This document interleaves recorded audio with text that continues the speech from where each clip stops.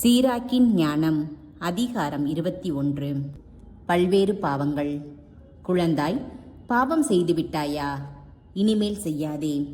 உன் பழைய பாவங்களுக்காக மன்னிப்பு கேள். பாம்பை கண்டு ஓடுவதைப் போல பாவத்தை விட்டு ஓடிவிடு. நீ பாவத்தின் அருகில் சென்றால் அது உன்னை கடிக்கும். அதன் பற்கள் சிங்கத்தின் பற்கள் போன்றவை. அவை மனிதரின் உயிரை போக்கிவிடும். நெறிகேடுகள் எல்லாமே இருமுனை கூர்வாள் போன்றவை. அதன் காயங்கள் ஆறமாட்டா. திகிலும் இருமாப்பும் செல்வங்களை பாழாக்கும். செருக்குற்றோரின் வீடு பாழாகும். ஏழைகளின் வாயினின்று எழும் விண்ணப்பம் கடவுளின் செவிகளை எட்டும். அவரது நீதி தீர்ப்பு விரைவில் வரும். கடிந்துரையை வெறுப்போர் பாவிகளின் வழியில் நடக்கின்றனர். ஆண்டவருக்கு அஞ்சி நடப்போர் மனம் வருந்துவர். நாவன்மை படைத்தோர் பற்றிய பேச்சு தொலைவிலும் பரவும். ஆனால் அவர்கள் தவறும்போது அறிவுள்ளோர் அதை கண்டு கொள்வர். மற்றவர்களின் பணத்தை கொண்டு தங்கள் வீட்டை கட்டுவோர் தங்கள் கல்லறைக்கு வேண்டிய கற்களை தாங்களே சேர்த்து வைப்போர் போன்றவர்கள். நெறி கெட்டோரின் கூட்டம் சணல் குப்பை போன்றது. கொழுந்துவிட்டு எரியும் நெருப்பே அவர்களின் முடிவு. பாவிகளின் பாதை வழுவழுப்பான கற்களால் பாவப்பட்டுள்ளது. அதன் முடிவில் கீழுலகின் வாயில் உள்ளது. அறிவாளியும் அறிவிலியும். திருச்சட்டத்தை கடைபிடிப்போர் தங்கள் எண்ணங்களை கட்டுப்படுத்துகின்றனர். ஆண்டவரிடம் கொள்ளும் அச்சத்தின் நிறைவே ஞானம். திறமை இல்லாதோருக்கு கல்வி அறிவு புகட்ட முடியாது.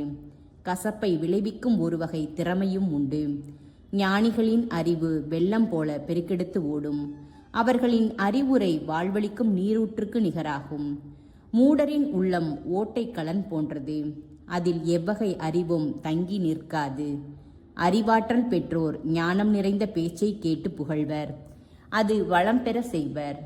அப்பேச்சை ஒழுக்கம் கெட்டோர் கேட்க நேரிட்டால் அதை விரும்புவதில்லை. அதை உள்ளத்திலிருந்து விரட்டி விடுவர்.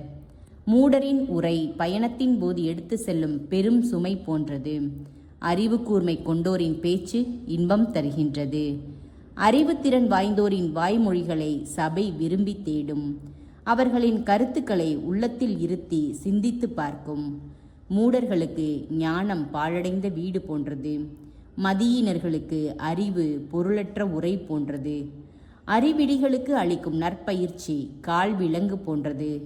வலக்கையில் மாட்டப்பட்ட தலை போன்றது. மூடர்கள் சிரிக்கும்போது உரத்த குரல் எழுப்புவர். அறிவில் சிறந்தோர் அமைதியாக புன்னகைப்பர். அறிவு திறன் கொண்டோருக்கு நற்பயிற்சி பொன் நகையாகும். வலக்கையில் அணிந்த கைவளையாகும். மூடர்களின் கால்கள் மற்றவர்களின் வீட்டுக்குள் விரைகின்றன.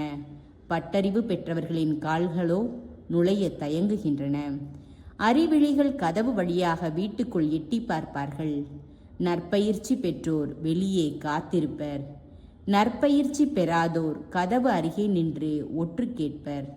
அறிவு திறன் வாய்ந்தோர் அதை இகழ்ச்சியாக கொள்வர். அறிவற்றோர் எளிதாக பிதற்றுவர்.